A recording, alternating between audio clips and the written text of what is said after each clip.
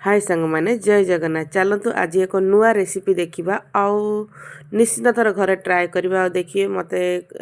करेंगे आ मत कमेंट कर कहे जे केमी लगे बोली मु प्रथम बुट डाली को 3-4 घंटा है भेदी देती काढ़ी तादे अदा रसुण शुखला लंका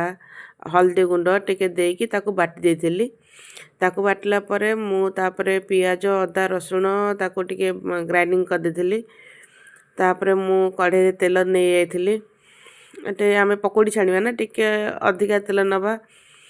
अधिका एते भी अधिका नुहे कि तेल भी वेस्ट ने तापर पुणी से तेल रखा कहीं आम जी आवश्यक से तेल नहीं जावा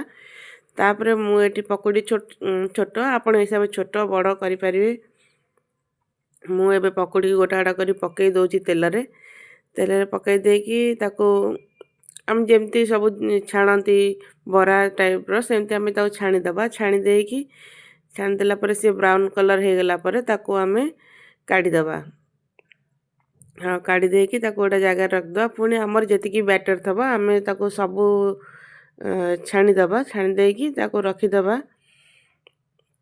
आम तो सेमती बेसन जंतिक भी तकारी करमती भी करमती गोटे अलग टेस्ट आसे जदि आपण पाखे पोटल भी थब ताकू भी पकई करेंगे तकाटा भी बहुत टेस्ट लगे तापर किस समय पर मैं आलू छोट छोट कर काटी देती आलू को छाणीदेली जेहेतु तेल पकई देती पकोड़ी सरला आलू को भी छाणीदेली आलू पर छाणला तेल तादू काढ़ी देती काढ़ी देकी तापर तेल पियाज पकई देती पियाज पूरा भलना जरला तादर अदा रसुण पियाजर बटा देती पियाज बटा देले कौन हम ना तकाटा टिके बहलिया बहलिया हम जदि आम पियाजटा नदा खाली अदा रसुण देले तकाटा टे पानी होपारे आपन टे पियाज भी बाटी देवे देखिए तकाटा टेस्ट भी भल रहा मु मसला सब पकई देती लुण हलदी लंका गुंड जीरा गुंड धनिया गुंड चिकेन मसला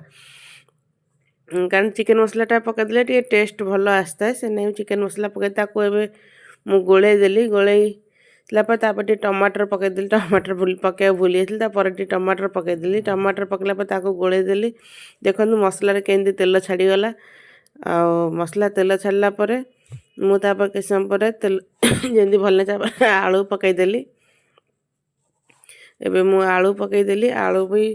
मैंने आलू अल्प भाजी होता ना टे सीझापी भी टाइम लगे मसला टे कषिदेले आलू भी सीझीज तापर पानी देले भी आलू आउ टे पूरा भलना सीझीज तापर छोट मसला टिके आलू सांगे कषिदेली कषिदेला तापर मु पानी देदेली एथर टे अधिक पानी देवा पड़ो कारण से पकोड़ी गुरा भी पानी शोषिया दरकार टिके सॉफ्ट होगापाई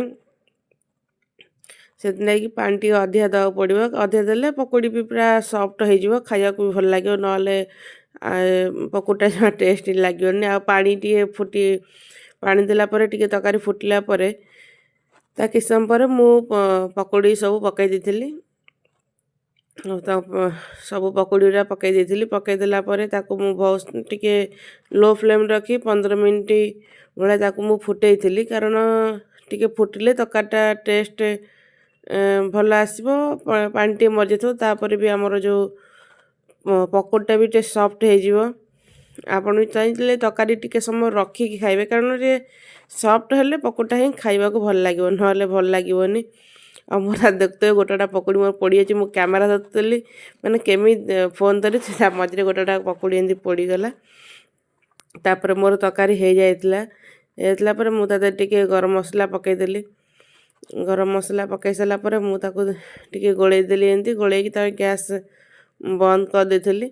बंद कर सारापर किस समय पर आसिकी पुणी टे तकारी की देखिली केमती हो जाइए बोल तो पकोड़ी सॉफ्ट होना ना पूरा पकोड़ा भी बहुत भल भाव सॉफ्ट हो जाता आपड़ चाहिए आपको भात रुटी जो थे भी खाईपारे भात सांगे तो कॉम्बिनेशनटा बेसी भल लगे आपण करिकी खाइकी निश्चय मत जनइबे जे आपन को केमिति लागिला आम तो सब बेसन रे करि थाउ पकोड़ी किंतु थरे बुट डाली पकई पकोड़ी तकारी करंतु ताजे पोटल अछि जे आपन पाखरे तार पोटल टिके छाणी भी पकई देथिबे तकाटा बहुत टेस्ट लागिबो जदि आपण मानको मो वीडियोटी भल लागितिबो ताले मो चैनल को like share and comment and subscribe कर दियंतु रहउची जय जगन्नाथ।